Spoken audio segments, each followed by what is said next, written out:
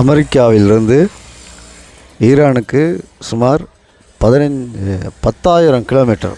அமெரிக்காவிலிருந்து ஈரானுக்கு 10,000 கிலோமீட்டர். அவர்கள் சொன்ன அந்த புதிய வகையான விமானம் சுமார் 34 மணி நேரம் பறக்க வேண்டும்.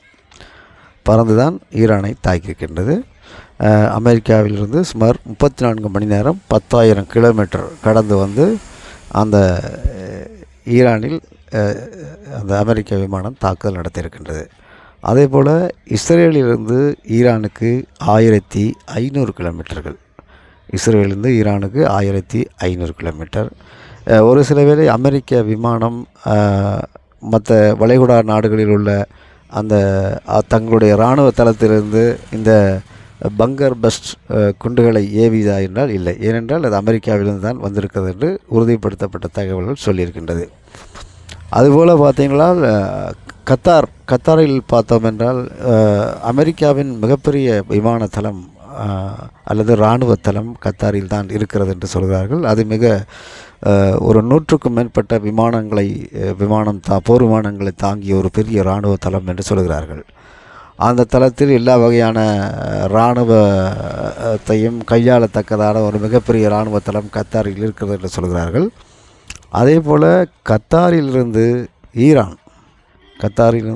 அந்த ஈரானுக்கு வந்து சுமார் 180 கிலோமீட்டர் தான். 180 கிலோமீட்டர் பக்கத்தில் தான் இருக்குது. அப்படிங்கும்போது உங்களுக்கு தாக்குதலுக்கு ரொம்ப ஈஸியான இலக்குகள் தான் 2 பேர்த்துக்குமே.